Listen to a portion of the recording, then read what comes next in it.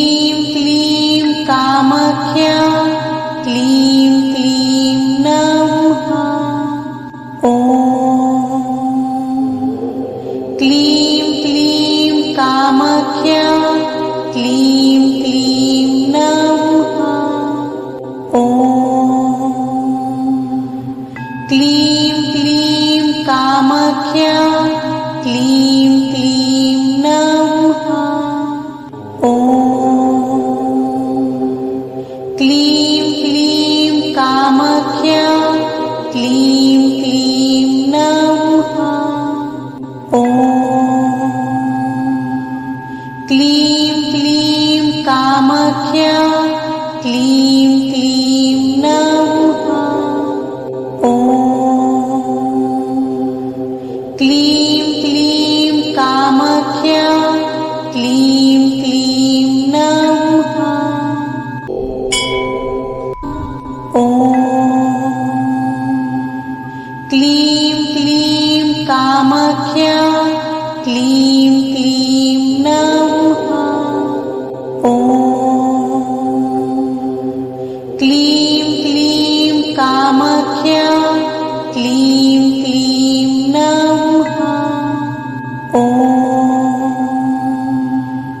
क्लीं क्लीं कामाख्या क्लीं क्लीं नमः। ॐ क्लीं क्लीं कामाख्या क्लीं क्लीं नमः। ॐ क्लीं क्लीं कामाख्या क्लीं क्लीं नमः। ॐ क्लीं क्लीं कामाख्या क्लीं क्लीं नमः। ॐ क्लीं क्लीं कामाख्या क्लीं क्लीं नमः। ॐ क्लीं क्लीं कामाख्या क्लीं क्लीं नमः। ॐ क्लीं क्लीं कामाख्या क्लीं क्लीं नमः। ॐ क्लीं क्लीं कामाख्या क्लीं